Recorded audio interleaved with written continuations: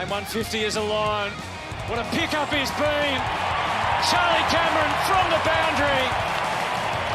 Lohman ignores Joe and goes into the goal square to the waiting arms of Kalachi, who gets the adoration of the Gabba crowd.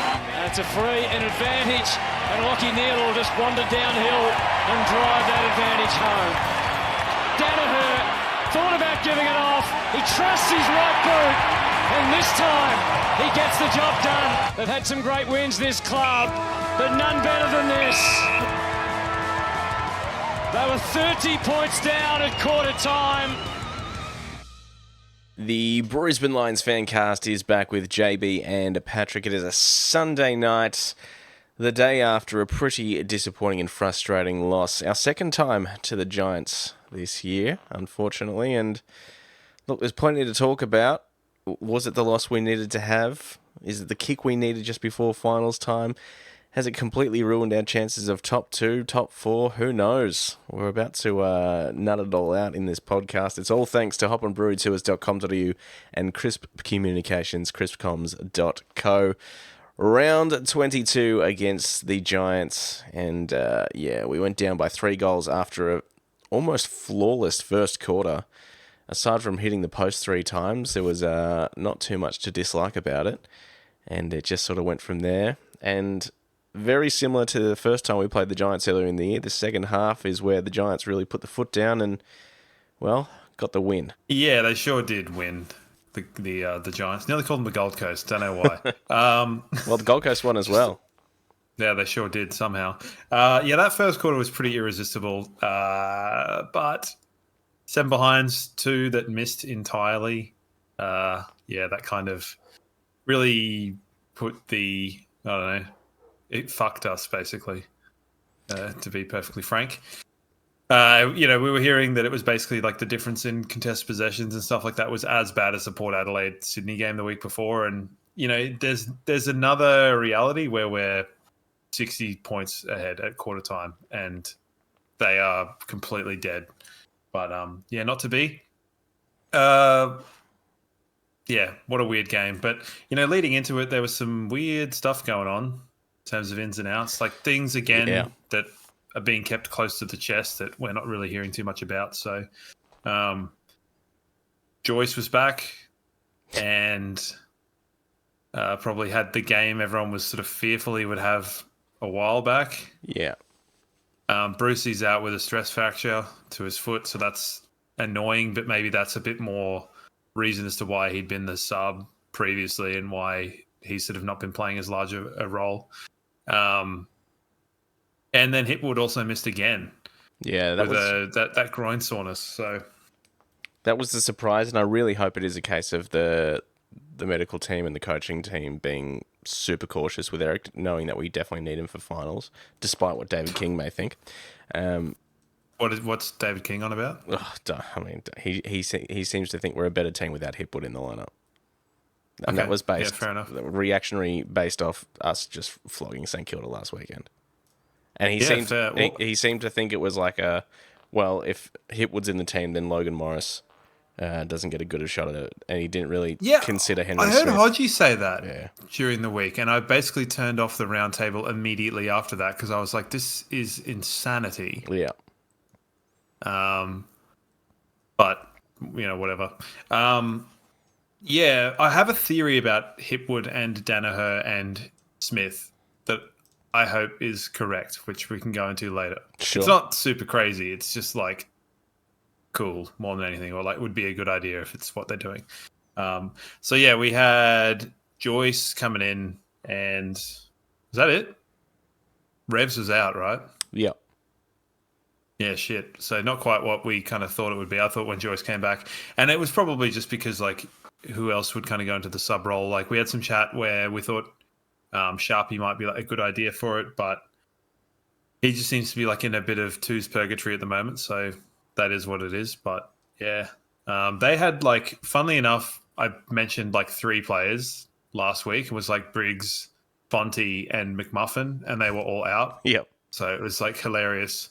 That was sort of the extent of my knowledge, and Callum Brown, obviously, who wasn't there.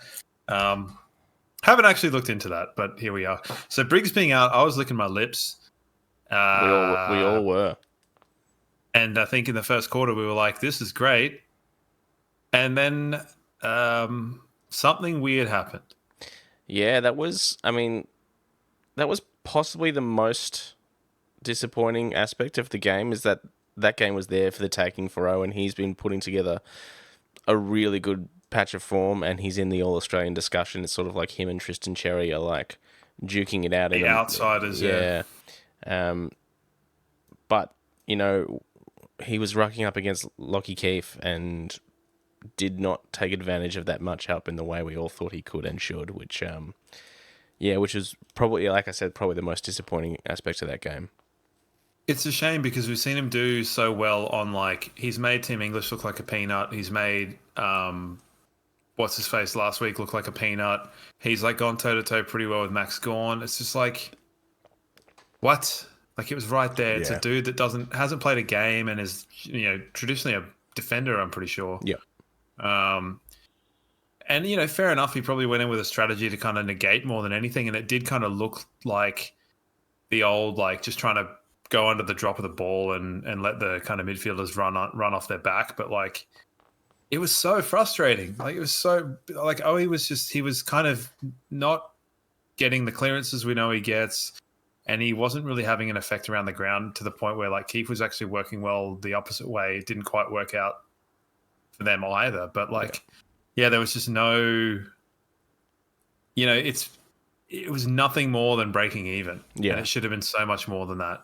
I really thought, especially in the back half when GWS had the momentum, and, like, historically that's when OE will usually take it upon himself and start grabbing it out of the ruck contest and just booting it forward 60 or just smacking it with that big left hand of his, and that just didn't seem to happen, and it was really, really strange. Grabbing it out of the rock concert. Yeah. It was a bit like it's weird because I think the first quarter was so positive in terms of, like, some of the things that happened, and I thought the third quarter was super positive too, where we nearly kept them to 2 single point terms. They just kicked 2 goals in red time, which is, like, annoying. I thought they got a little bit of luck in the second quarter, to start the quarter off having not won a clearance, getting 2 free kicks out of the centre, and then a free kick that is not a free kick right in front of goal. It's just a bit of a pisser. Like, it just gets you straight back into the game on the back of us, like, doing some dumb stuff. And, like, it's by no means the sort of thing that would have changed the game, but it's like, how can Toby Green be given holding the ball when Berry shrugs him and he's on the ground? I know. It doesn't make sense. And a similar one with the one that Starcevic gave away on Brent Daniel, where he doesn't extend the arms, he just braces, and that's kind of the rule as far as we've known it forever, is you can do that. And, it's just like a couple of quick goals and they're back in the game, and then they started getting on top in contest. And, Fagan said it at half time. He sort of said, like, we're just not, like, we need to, or it might have been after the game, sorry, where he just said that we lost the kind of fight and lowered our colours a little bit in the midfield. So, it's frustrating because when we're in a bit of a predicament here where if, like, the established players like, Dunkley and Neil and O kind of do lower their colours a little bit, then we're relying on youth to really kind of pick up. And, when you got Kyle Lohmann kind of missing shots that he's got, and, like, Logan Morris missing shots at goal, and then fucking guys like Dunkley and Charlie Cameron missing shots at goal, and, it's just, you expect that with the young ones, and you can't, like, quite rely on them at this point in time. But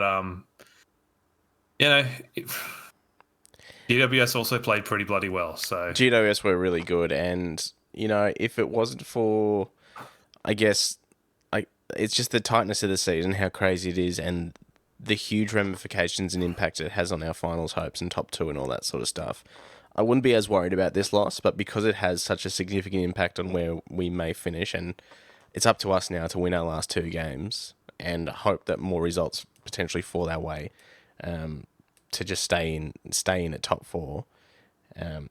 That's probably I'm not too worried about the nature of the loss, really. But the impact that it has is probably the most annoying and concerning thing.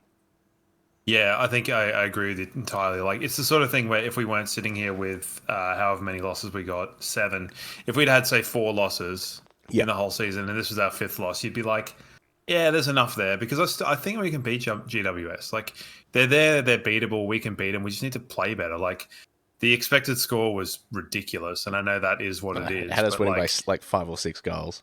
Yeah, so I think it was about 93 to 60. So they overperformed significantly, and we underperformed by a mile. And they were so accurate again, and it wasn't like they were just draining those shots from outside 50. It was just they were deadly accurate, and we were anything but. We ended up with how many more scoring shots do we have? I suppose it a million? Yeah, it closed towards the end, but for a good while we had like 8 or 9 more scoring shots up until like the last couple of minutes where Darcy Jones kicked those 2 goals, and it just sort of it sucked all the air right out, and you knew it was done at that stage. It was done. Like, it was absolutely done at that point in time because we just couldn't get any kind of momentum back at that point in time. So it was a bit of a shame because before the game leading in, there was a lot of talk about how we'd let the kind of fewest runs of 4 goals in probably the last 6 or 8 weeks or something. It was twice, and we did it twice in that game. Yeah. So it's just, and it's, they can get on top. And, I basically kind of called it. Hogan is not a great physical matchup for us. But that said, if you told me before the game that Hogan and Green were going to kick 4 goals collectively, I'm taking that. Yeah. Absolutely taking that. And Toby Green, like, his opponent will factor heavily in the votes, I'm sure. Yes. Yes. Because, we were saying last week Starcevich played probably his best game we'd seen him play, and he's done it better. Yeah, well, he kept Jack Higgins to 3/5 of fuck all last week, and he's done it to one of the absolute best in the competition this week. So, yeah, he will definitely feature in the votes. But I said to you, as just as the game wrapped up, like, I just thought they won all the key matchups. Like, Sam Taylor on Danaher, Bedford kept Neil pretty quiet. He still had mid-20s possession wise, but his clearance work was basically non-existent. I thought Hogan, he kicked 3 goals on Harris, which is he's probably taken the chocolates in that battle, but it's considering he's had a 5-week run of 5 goals or more or whatever it is. How much of a tease was his first goal? Yeah, I know. Like, that's a guy that has no idea what the hell is going on, and it just somehow manages to, like, trickle it over the line. Goodness me. And, yeah, I think, because it's winning, like, funny, like, talking, like, the Hogan-Harris thing, I made a bit of a comparison to Lynch and Fletcher. Yeah. From back ye old feckin' ages ago. But Sam Taylor's very much like him, and Danaher are kind of physically a bit similar. Yeah. And Sam Taylor just decided, like, nah, I'm not losing this matchup. And didn't in the end. Danaher was pretty not there. He was chasing the ball, trying to get up the ground. I think that's kind of good given that he's not been rucking. But yeah, like there was some positives. Like, Charlie Cameron was really good around the ground as well. Yeah, he was. Yeah, and really just, good. And like, just if he hits that shot, I think there was 4. There was, like, Kyle Lohman missed 1, Logan Morris missed 1, Dunkley missed 1, Charlie Cameron missed 1. It was just like 4 more or less in a row, or either side of one of their goals. It sort of sticks in my mind as like a pretty pivotal time. But aside from that, like, it's hard to really say. Like, looking at the team, you're sort of like, well, who did actually play well? Yeah. And I'm sure there was some at the time, because if you win the game, you kind of, it's sort of a bit like the Carlton game in the opening round, where, like, there was such good stuff happening, and then it kind of all gets a bit like, come on, guys. Yeah. Far out. Yeah, very much so. Dear. Very much so. And I mean, obviously very similar as well. Amazing first quarter. Our ball movement, like, apart from the fact that we put scores on the board and still left some out there, our ball movement, our kicking was just really good for that first quarter before it all got shut down. And as you said, like, GWS were really good. We didn't help ourselves, and we definitely still could have and should have won that game. But GWS were very good, and they, like I said, they won their key matchups, smashed us in the middle.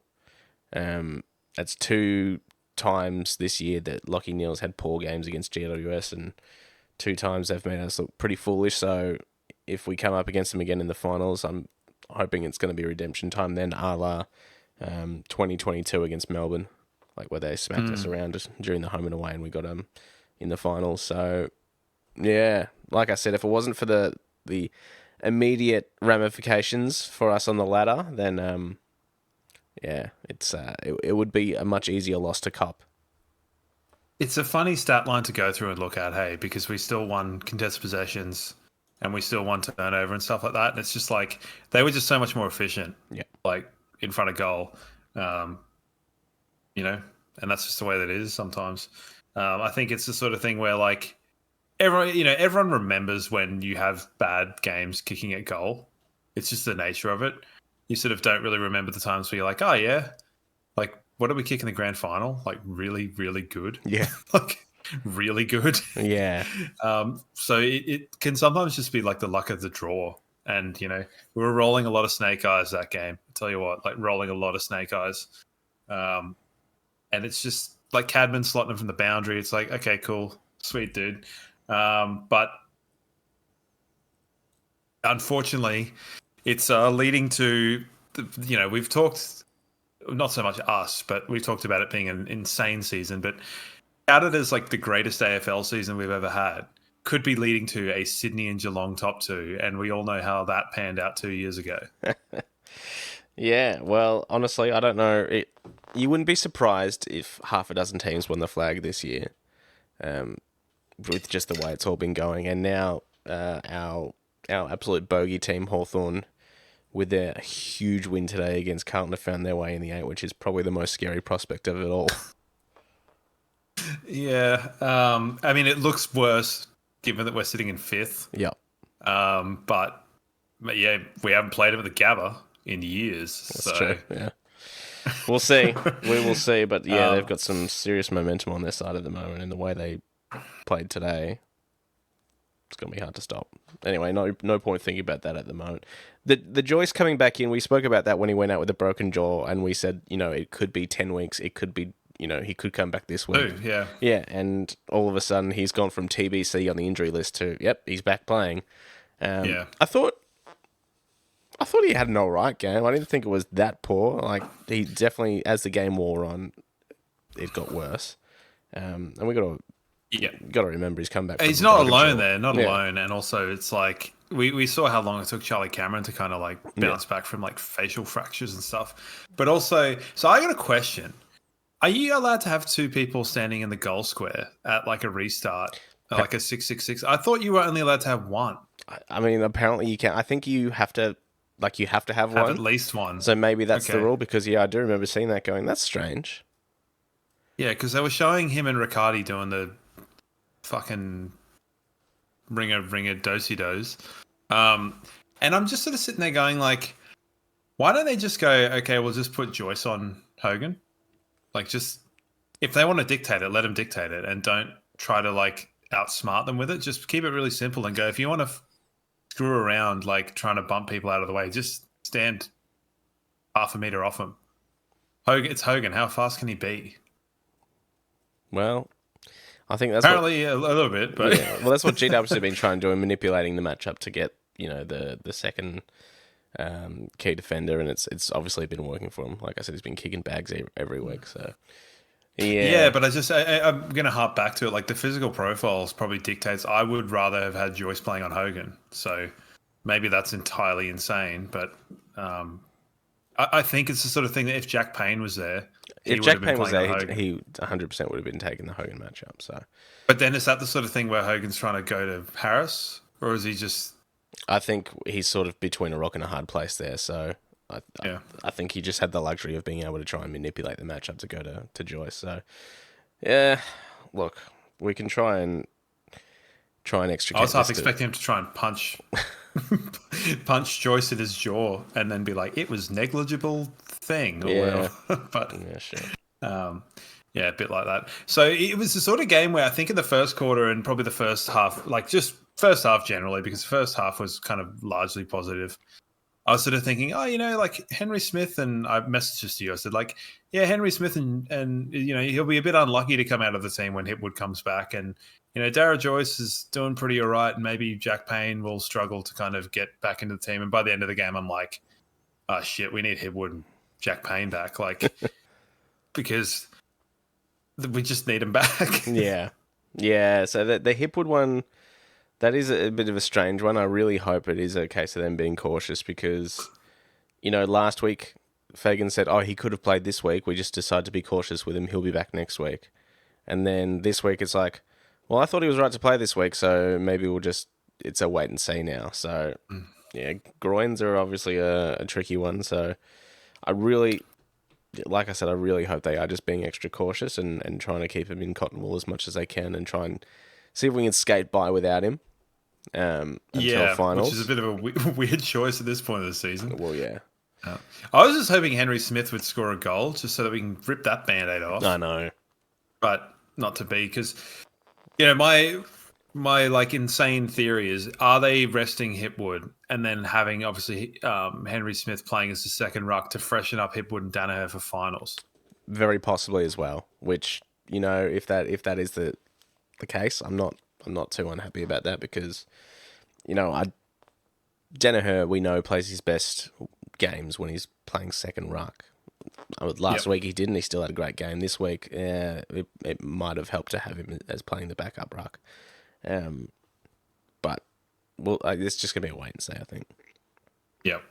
So I think it's sort of not much more we can really divulge about that. It was they kind of took their moments a lot better than we did. So, which is annoying because moments are important. Good to get have a decent showing from Will Ashcroft as well. He's easily his best game since coming back. Yeah, he was a lot stronger in the contest, standing up a bit. Yeah. And I think it could be distorted a little bit with kind of how poor GWS were in the first quarter, because I think he got like 18 touches or 16 touches in the first quarter. Something ridiculous. Like, he was all over the place. But I'm happy to just see him continue to build and to stand up. I think it's good. His disposal was quite good. He's still a little bit quick on making the decisions, like he's a bit it's the sort of thing that it's sort of, he just throws the ball onto the boot, and he's got such a nice kick that you sort of like just kick it to someone. Yeah. And I think that's also something completely different Dunkley needs to go to work on, because his kicks inside 50 is like horrid. Yeah, well, we've got a question about that a bit later on, and kicking's never been Dunkley's strong suit. Like, that's just no. But you can go to work on it, and it's, if it's not your strong thing, and you're getting outside ball because you can, and he's got the physical profile to do it. You got to be better. Yeah, like you've got to train it. Go to work on your skill. Maybe that's something for the off season. But I think I said it last year for this year. I was like, can Dunkley go to kicking school? No more handball club. That shit's lame. Even Trelaw's learned to kick better. Yeah, that's true. So, did you want to do some votes, or is there anything else you want to divulge?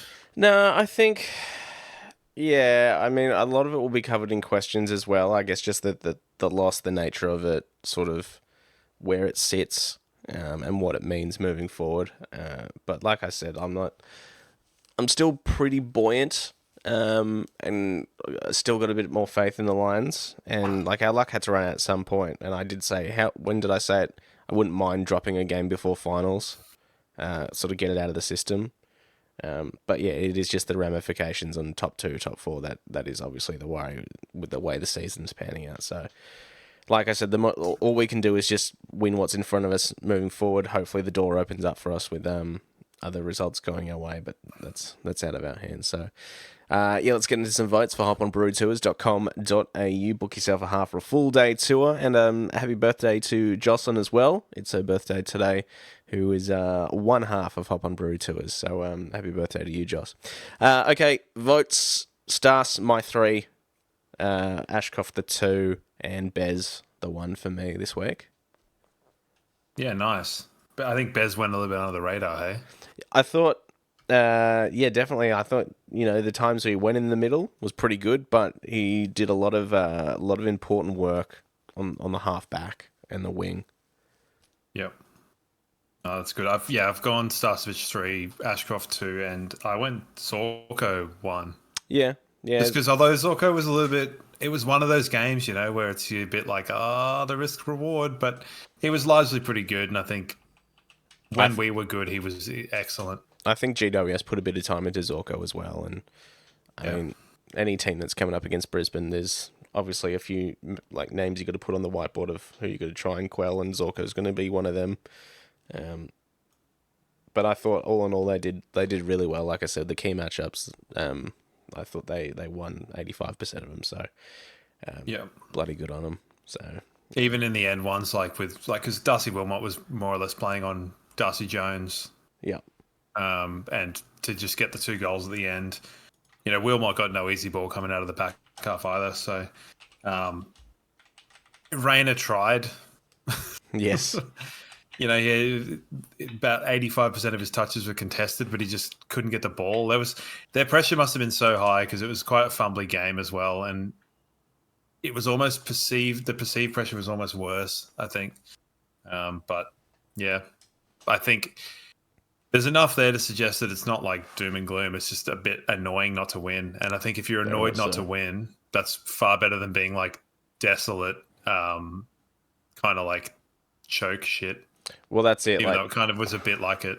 The first game against GWS, the feeling after that loss was much more devastating than it was right now. So, yeah, I think you just got to take that little win there and know that had things gone, slightly different, it would have been a much different result. And I know that's of little comfort, but it's just sort of what you got to latch onto now.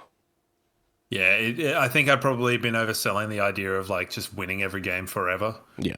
And I think it's probably a lot more difficult to actually do. And that can happen. So get to work. We got to win 2 games and hope for the best, really. Yeah. All right, the Twos. Twos played the Giants as well. They played earlier on today, and it was almost the exact opposite in terms of the score worm. GWS got it to a pretty decent lead to begin with. The first quarter, they kicked 4-3, and then they kicked the first couple of goals of the second quarter as well. We ended up bringing it back to about even at half time. Had a 7-point lead at 3-quarter time, and then we just went bunter and put on 50 points in the last quarter, and they put on 2. So we ended up winning by 50 points, which was crazy. So caveat this to saying what you said to me earlier on. Did I check the Twos? I forgot, obviously. Yeah. And you're don't, because you want to go in cold with me. So yeah. Well, so I immediately after I said that I hadn't looked, I was like, oh yeah, Levi was playing for them. Maybe some crazy shit happened. Yeah, and what you found out? Did you? No. Okay. Well. That's me using my 3 brain cells put together to try and figure out what it may or may not have been. I was sitting there going, so I did this for about 10 minutes. I was like, who's playing in the Twos? It's did Tunstall come back from the dead? Another umpire collision? Nah, these are all too beige. Yeah. What do we got? The story of the VFL was the fact that not only was Levi Ashcroft playing, but he put up some stupid numbers, video game numbers, which is I'm gonna actually check now. Obviously, very exciting. I'll just read it to you: 35 touches, 5 tackles, 11 clearances, and 1 goal, 0. Okay, not bad for an underager playing his first VFL game against men. And obviously, exciting news across the week as well that he is officially committed to playing for Brisbane next year. So lucky us. Obviously, that's caused a bit of a stir in amongst media and mostly Victorian media, but it is what it is. Suck it up. All I can say is fuck off. Yeah. It's we've had 4 father-sons ever, basically, except for some really horrible ones. Because I was sort of saying, the only significant father-son we had before Ashcroft and Fletcher was Brownie. Yeah. So, it's been funny, actually, because I saw a lot of complaints from Carlton and Collingwood people. Yeah, cool, huh? And I'm like, are you actually out of your mind? I know your teams are doing quite poorly, but maybe it's Camporeales, Dacos, and their captain. Yeah, I know. Honestly, it's you get out of here, man. Oh shit! Hey, Mm. insufferable. But so he's obviously pretty good. Hey. Yeah. He's a fairly handy footballer, so it'll be very exciting to see him run around, especially when he's wearing that number 10 next year as well. That's going to be great. Nice little bit of Yeah. footy romanticism there as well.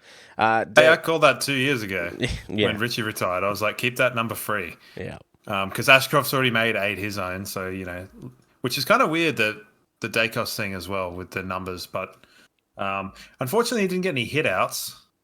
Yeah. Weak.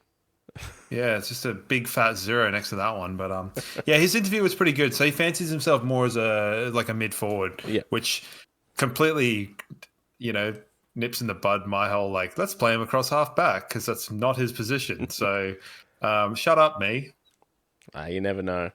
That's where some of the best players are starting off and working their way in the middle. So we'll see. Dev, obviously, another great game. Same with JL. Harry Sharp had a great game, 25 touches, 2 goals. But Will McLaughlin kicked a bag today, 5 goals, 1, which was obviously very, very exciting. 8 marks as well. So our top mid-season draft is put together a really, his first really good game. He's been plugging away and playing decent football, but this is a very noticeable game for Will. So good for him. Other than that, So you're using the modern term for bag being a handful. I think 4 is a bag. Really? I thought a bag's 10. Jeez, no. Or am I just trapped in the 80s? Yeah, you must be. where they were doing it all the fucking time, even though I was not even alive in the 80s. So I think 4 is the bare minimum for bag areas. Right. Maybe I'm thinking of am I thinking of cricket wickets or something? I don't really watch much cricket, but I think who knows? Yeah. Someone can let us know in one of the comments what the cricket vernacular for 5 and 10 is. Yeah, I could probably just Google it, but it's more fun this way. Well, if you get a fifer in cricket, you're doing all right. That the Michelle. Yeah. That's a lot of people say that is. A lot of people say that's Michelle a cool. Pfeiffer. Yeah. All right. Let's. So for changes next week, it will be if Hipwood's fine, bring him in for Smith. If Payne's in, bring him in for Joyce. Pryor still, Answorth maybe. I mean, I'd be keen to see Answorth in again, but who's he come in for? Brain or Pryor? Yeah, Brain kind of had a good and a bad game. Yeah, there was some stuff where he didn't track very well, and Harris also kind of had a bit of a shit game too. So, it's a tough one. I think you're right with the 2 bigs. And then it's just a matter of I mean, we like Answorth. We do, and he's been playing 2s and been playing fine. It's just sort of we probably need to settle on a fucking lineup now at round 22, round 23. So, I don't know. It was kind of funny that it was mentioned sort of going in with 8 defenders. Someone in Discord popped in and was like, "Yeah, we've got 8 defenders. It's a bit weird." Yep. And difficult to change the game. Jackson Pryor's not changing a game when you bring him on as a sub. No, he's not. And I think he might even have gone onto a wing. Yeah. A la classic Pryor. Love that guy. Wing Pryor. Bring him back. Did you see, I mean, Collingwood, Sydney, Collingwood put their sub on with what, less than a minute on the clock? Yeah, look, it's the most Collingwood thing they could possibly ever do. And it wouldn't have happened if they were at the MCG. That's all I'll say. Of course not. Fucking. What a fuckhead. Oh, dear. Craig McRae has I don't know. I liked Craig McRae, the player. And we all did. I don't know if I've told the story, but he gave me a pair of socks in 1996. Nice. Don't know where they are. Nice guy. I loved him. He was short. I was short. Played in the forward line. But something about him just comes across as so insincere. Mm. And it's almost like one of those things that once you see it, you go back and you look at all the other stuff and it kind of paints everything that he says. Yeah. And it's sort of like when he's riding high and it's all going well, he can just be like, oh, this is great and whatever. And if they lose a game, he's like, oh, they were great today, weren't they? The opposition and stuff. And then you sort of like, when things start to not go so well, he turns into a bit of a prick. Yeah. It kind of happened a little bit in the last sort of few rounds before finals last year. And then there were times where he got beaten pretty convincingly, didn't mention the other team. But that MCG thing is like, A, it's not 50 meters. B, the same, like the worst thing happened against North Melbourne. Yeah. And you won that game. And it wasn't at the MCG. It was at North Melbourne's home ground. Plus also you played 9 of your last 10 games of the season at the MCG. So you were like admitting to your own advantage. Yeah, I know.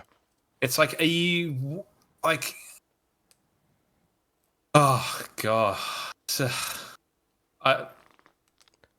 someone said it quite interestingly. They said, and I don't know if you've actually ended up watching it, but like they said, his Ted Lasso shtick has like fallen. Yeah, and I was like, I'm like, that's a good way of putting it, but he does not have the beautiful, pure heart of Ted Lasso. And I think it is just kind of hard because, you know, we talk about it and we talk about, like even last week, we talked about our Mount Rushmore of players and stuff like that. And it's kind of hard when there are a lot of players that not necessarily are on it, but are there or thereabouts near it. And they don't really identify as Brisbane people anymore. They're all over the place because, like, you know, and fair enough, Dustin Martin retired, so McRae was going to talk about that at a time during the week too, and just said that, you know, talked about the premierships with that, and it's sort of like, are the ones that we as fans watched that significant for the players, or do they just kind of view it that was their playing career and then their like coaching career is different and they're also significant?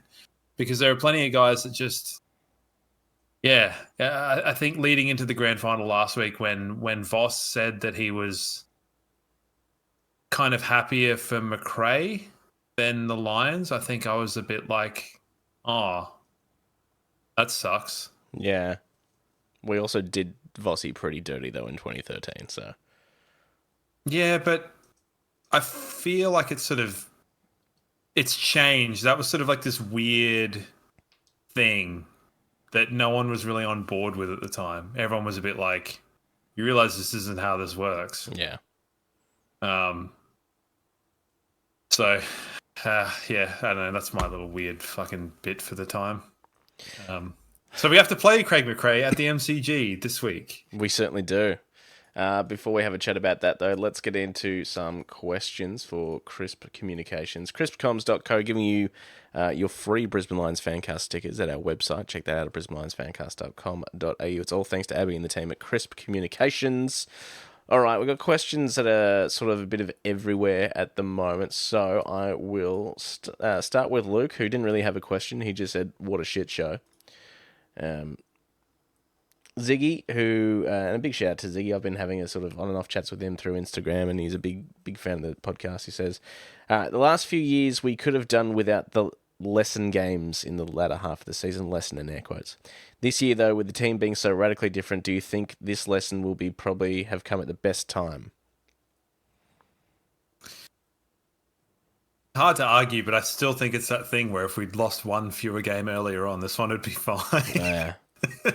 It's just that we were fucking 2-5. Yeah. Like, why were we 2-5? Oh, yeah. No, probably learn a lot, but far out, we better learn it quickly, and we also better learn how to do like magic or something and curse Geelong. Andrew, seeing as we always struggle with opposition small forwards, is there still a role for Noah this year? Yes. I've changed my mind. Yes, there is, because that was well worded and well argued. But that said, I mean, it's yeah. Well, I mean, obviously Stars takes the best small forward each week, and he kept Toby Green to 4 fucking touches this week, which is just outstanding. Yeah, I guess we touched on it just before. It's sort of, if Noah's coming back into the team, it will come at the expense of Brain or Pryor at this stage. I don't necessarily know, because you'd have to think Pryor's out of contract at the end of the year. You'd have to think he's going to be looking elsewhere. So is he really?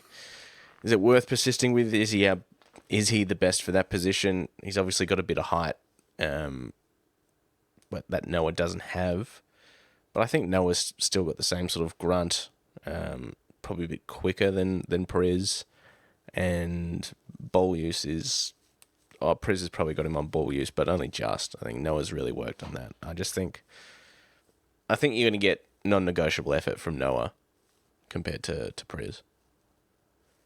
Yeah, I think I'm trying to find out what the different in height they are, because I think it's not that dissimilar. Yeah, it's hard because it's like it wasn't really Brain or Pryor came on that went to Jones anyway. It was Wilmot that was kind of keeping an eye on him, I think, unless I've completely got it wrong. Have I? Jackson Pryor's got 6 centimeters on Noah, so it's not like it's enough without being a huge. Pryor's taller than I thought he was, and I stood next to him last year, and he didn't seem that tall. Yeah, he's maybe he's grown. He's more your meat. People grow. Yeah. They do. I mean, we're unashamed fans of Noah on this podcast, as I guess a lot of Lions fans are. Has he got a role in the team? Yeah, maybe. I think he's one of them. I'd put him ahead of McKenna now, anyway. Yeah, I kind of forgot he existed, to be honest. Yeah, could be, I suppose, to answer the question. Post-cat interlude, so yeah. All right, here's one from Nathan, and once again, we've already had a chat about it here. It says, question that I doubt you guys will know the answer to, so maybe just a statement. How the hell can Josh Dunkley be elite at pretty much all aspects of football except kicking? Technique and working at it. Nathan, you're probably right. We probably don't really have the answer to this one. He's just never been a good kick. And there's just players out there like Clayton Oliver's never been a good kick. Paddy Cripps has never been a good kick. But they've obviously got strengths elsewhere, and that's how they're elite level AFL players. Cripps' kicking's gotten a lot better. Yeah.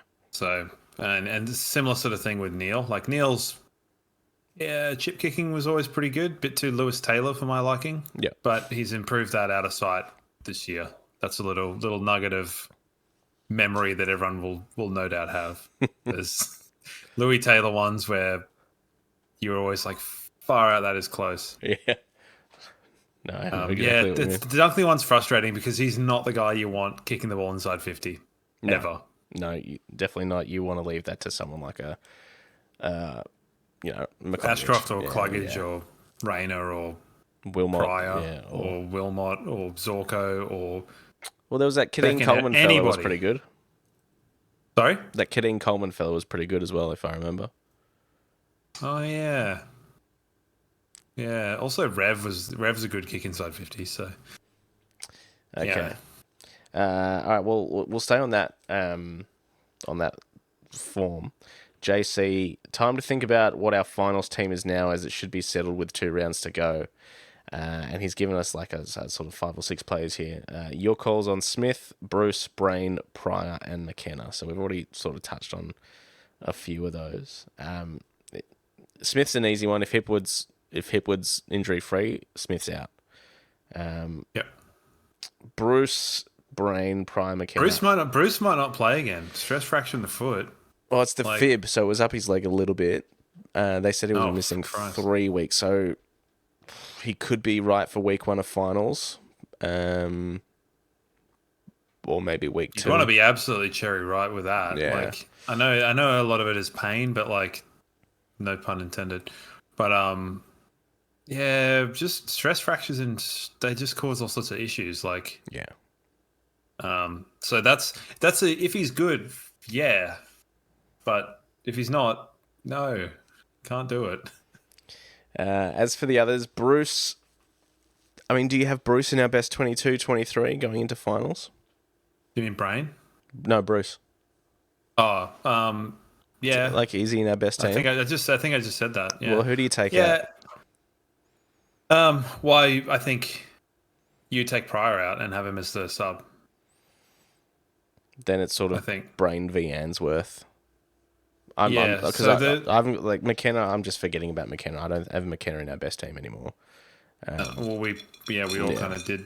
So I think it's sort of the four, or like the structure's pretty much how it was in the best parts of early on in the season. Just we've got now Brain in instead of McKenna, and Ashcroft in instead of Bruce, and Bruce on the bench. Yeah.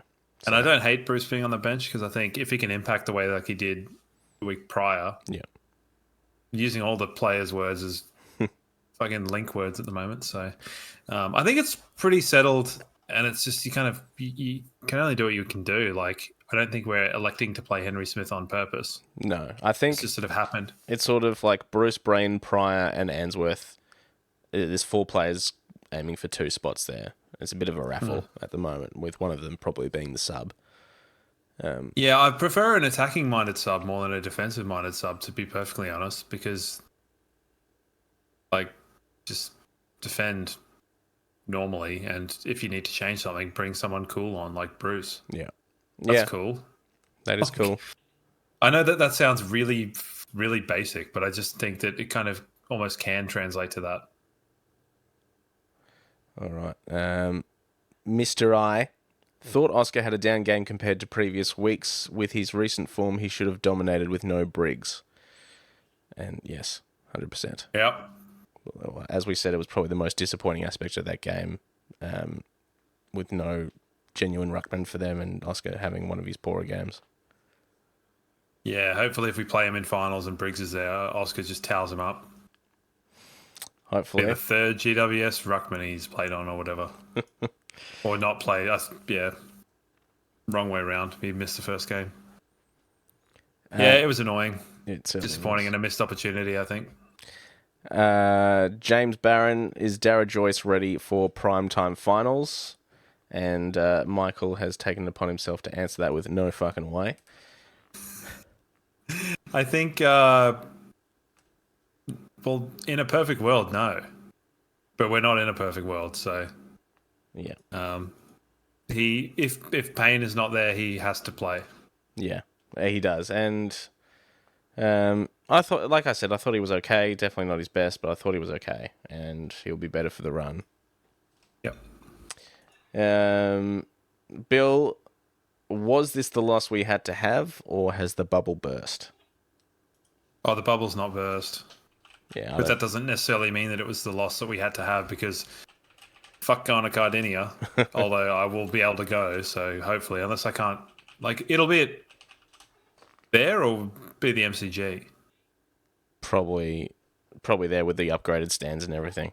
Yeah, I suppose we've already touched on it. Like, it was definitely a disappointing and frustrating loss, but certainly not as devastated as we could have been. Still a little bit buoyant, but yeah, the ramifications are obviously the pain in the ass on this one. So I did say I wouldn't mind dropping a game into finals, so I mean, I got to own that.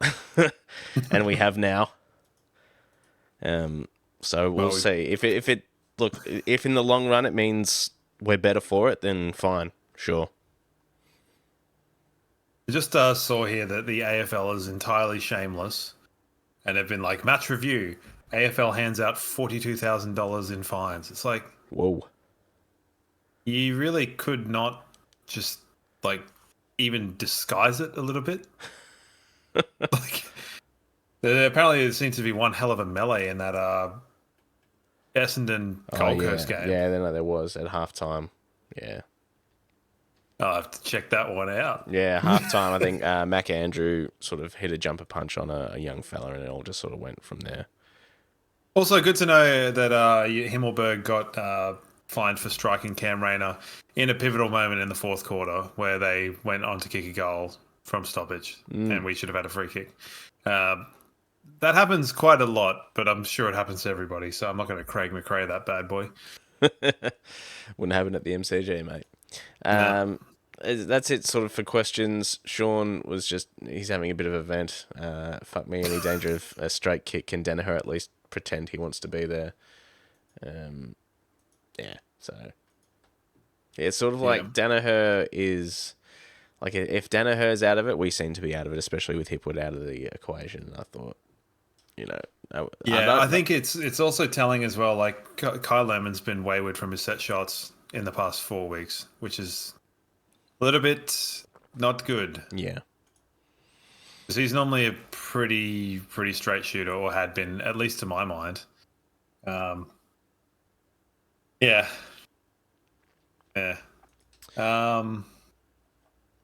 So, what was your... And I know it's probably all been covered and it's all gone now, but how good was Mason Wood? Yes.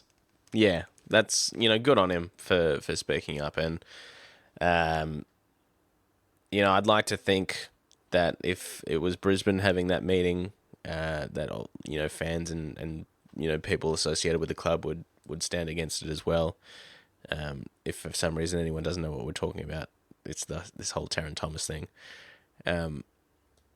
I can't see him playing AFL again. Like, St Kilda are in such desperate need of an A-grade midfielder that they've obviously met with Taron Thomas. Selling their soul to the devil. Yes. And that was firmly and vehemently shut down straight away. So if they're not getting away with it, I don't think anyone. No, it's in an industry and in a society where I think some of this, the violence against women stuff is really downplayed, and really, like, the good bloke card gets played a lot. And just to hear someone say, like, don't go near him. Yeah. Do not go near him was really refreshing. Because, some other people put some comparative stuff, the Wayne Carey stuff and things like that. And it's just like, these players get away with a lot of shit. Yeah. You can't get away with this shit. Yeah. I'm glad that there has been a firm stand on Taron Thomas, because, the AFL and, the AFL community loves to give second chances. I mean, just look at Tyson Stengel, and he's like very much celebrated, even though he was just 2 weeks ago getting carried unconscious out of a nightclub. He was playing the next week. So they love... Surprised he didn't have just hamstring awareness, eh? Yeah. So... second chances are obviously a big thing, and we celebrate them when they pan out. But this guy's had, second chances, and enough's enough. I think it's the chances with the entirely, like, the complete unwillingness to, like, retract, or do anything different. Like, it's almost shameless. So yeah, I was very, very happy with the old Mason Wood. Yep. Yeah. Never really gave him too much thought, almost ever, but. Good job, him. All right, we've got 2 games left. We've got Collingwood at the MCG coming up, and we all know what happened last time that game took place. Collingwood can still... They're basically out of it, but if results go their way and they beat whoever's in front of them, they can still play final. So we need to... as we've said, we need to beat who's in front of us as well. So if we want to get that top 4, so we need to win this game. No Jordan Tagoe, obviously, for them, who's out for the rest of the year. He had a pretty pivotal moment in the grand final last year as well, if I recall. And they've comment. They've been obviously scratchy this year and haven't backed up their 2023 campaign, and at this stage are out of the 8. It's weird, like 6-7 weeks ago, it was looking very possible that the top 4 would be made up of Essendon, Collingwood, Carlton, like 3 huge powerhouse Victorian clubs, and now they're all outside of the 8, which is just goes to show what sort of a year this has been.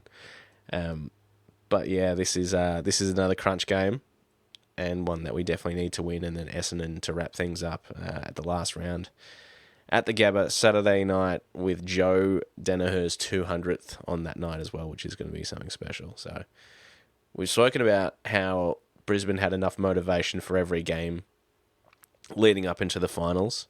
This one would surely be the one with the most motivation, right? I thought the GWS game would have enough with the way they towed us up last time. Obviously we had Frog's 200th the week before. Darcy Wilmot's 50th doesn't bring the same amount of gravitas, but the way that GWS toyed with us last time, I thought that would have really burnt into the memories a little bit more. Yeah, Collingwood at the MCG, obviously huge motivation to get one back on them, and Joe's 200th against the old mob to finish the season. I think on the back of the GWS loss will provide the extra incentive, I think. on top of all the extra insatiable incentives. So, hopefully, like, it was interesting listening this week for the miserly amount that I did to your mate Hoyne, with him talking about the like get it done games. Oh yeah. And he pinned this one. I think this Collingwood one. He's just got to get it done. Yeah, and then funnily enough, he didn't say the GWS one was. He said that's just a game against two good teams. Yeah, it's not a get it. And I know it was essentially get it done for what we want. Yeah, but it wasn't one of those ones where it's just like, if you lose, you're a bunch of peanuts. Even though we lost and we're a bunch of peanuts because we shouldn't have lost. So looking forward to this one. Yeah, very much. Saturday days? I think it's a 4:30. I think it's a Saturday twilight, if I remember correctly. Pretty. 4:30. 4:30 Saturday Arvo. All right, cool. Lovely. Hopefully you get a big crowd at that one, you'd have to think. I mean, Melbourne fans would surely put all the scars behind and go back to the MCG to watch a Brisbane Collingwood match.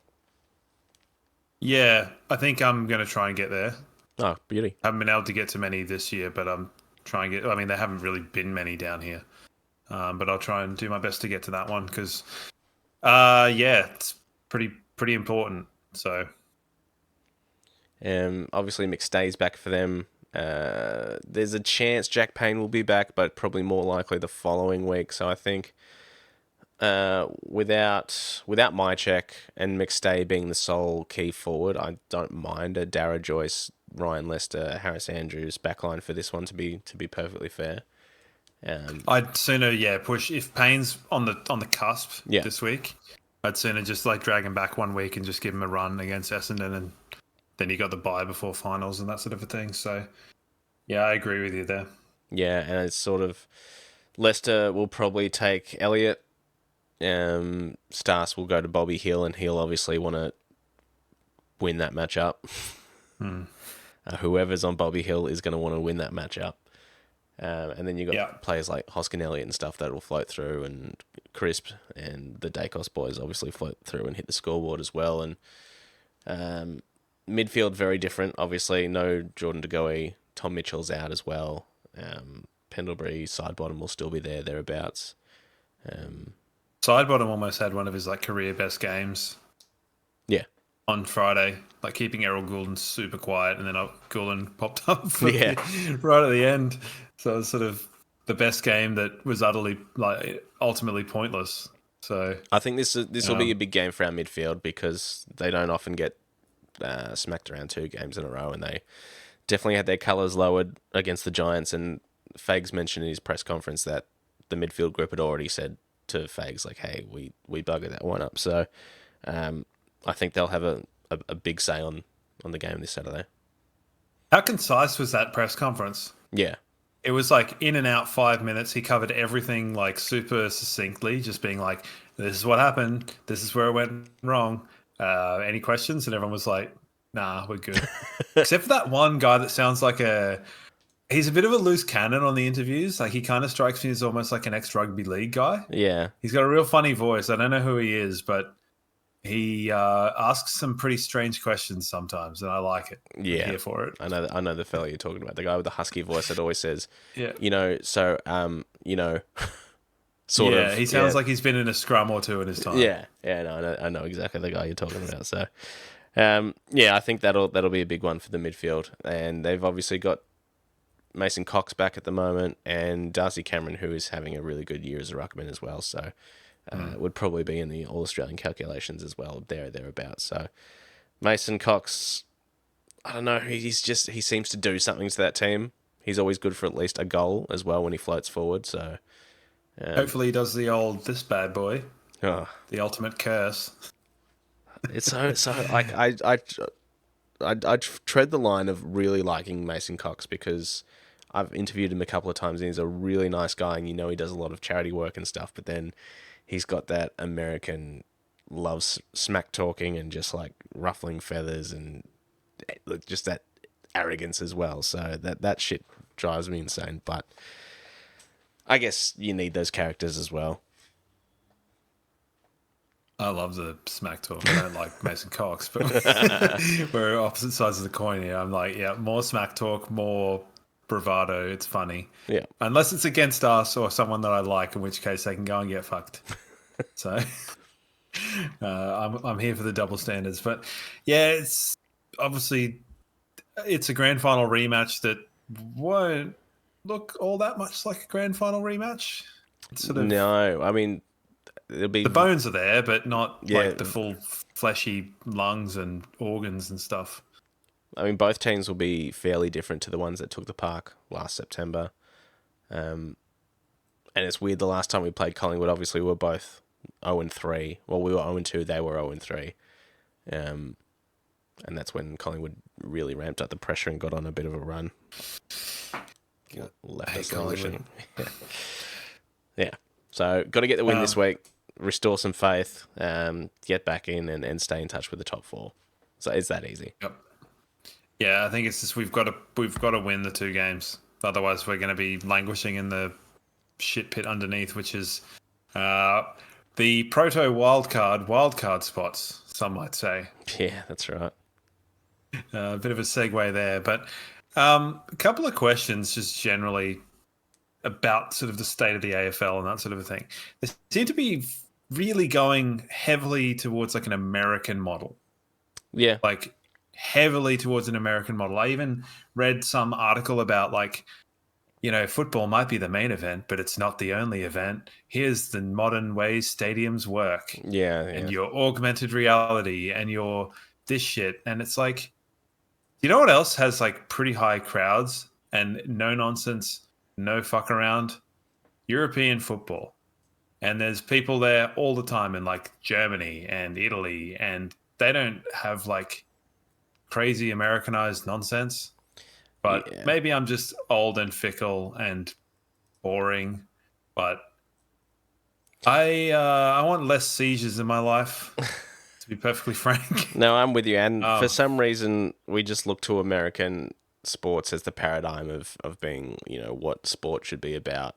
And it's not for me, but I suppose it's for the generation under us that do require that stuff to enjoy sport, because it like otherwise you're going to end up with NFL, and NFL is one of the worst spectator sports I can imagine, like stopping every 5 minutes for an ad break, and like, it's just so stop start, and I just don't want that for our sport. And but it seems to be the way. The thing for me is like, you know, is there any really other like, are there any sort of super iconic like stadiums in America? I'm sure there are. Yeah, but not like.